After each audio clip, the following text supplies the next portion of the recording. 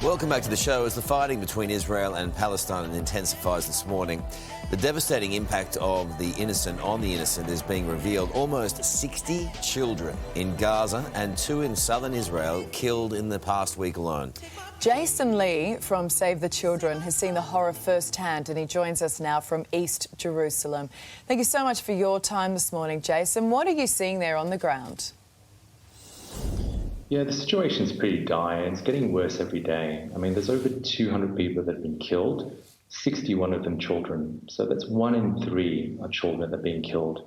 And you've got massive numbers of people being injured, over 1,400 people. And again, 400 of those are children. And these are lifelong injuries that children are sustaining. Like, they'll have lifelong disabilities, losing their limbs, some losing their vision. My teams have described it as hell. And basically, they say you can smell death in the air. It is absolutely horrific. Gaza is one of the most densely populated places on the earth. And so there's really nowhere to run. And many of my own teams have had to leave their homes.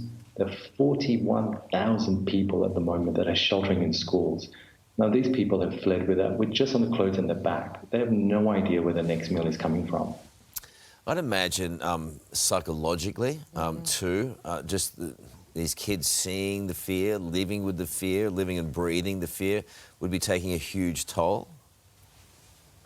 Oh, yeah, absolutely. And you've got to remember that many of these children have actually witnessed countless cycles of escalation in 3 wars, so they're already traumatized.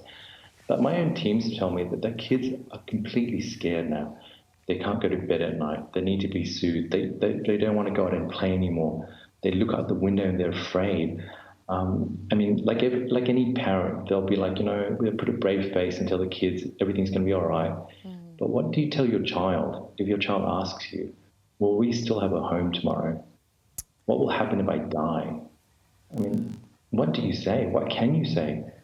This is the impact that we're having on children that are seeing, that are experiencing the devastation and the destruction of war, and they think that this is normal.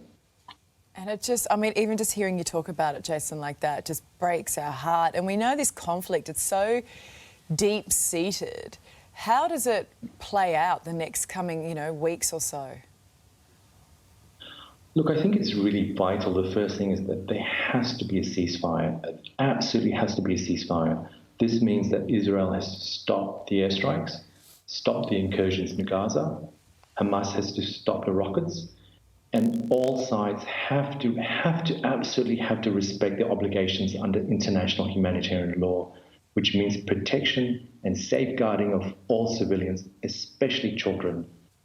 We also need the humanitarian corridors to be opened, which means that humanitarian actors can go in, deliver assistance. And I think it's really important that for the viewers this morning, if you believe that all children should be protected no matter where they are in the world, we cannot remain silent. So I urge you to call your MP, ask them, what is the Australian government doing to actually stop this fighting? Now, if we stay silent, we are basically stealing the futures of an entire generation of children, which is the saddest thing possible. And last but not least, if you really feel moved and you want to help children, please donate to Save the Children so we can actually continue the work that we're doing in Gaza. Just very quickly, what is that website, Jason? www.savethechildren.org.au. Okay, wonderful. Thank you so much for joining us this morning and providing us with that insight.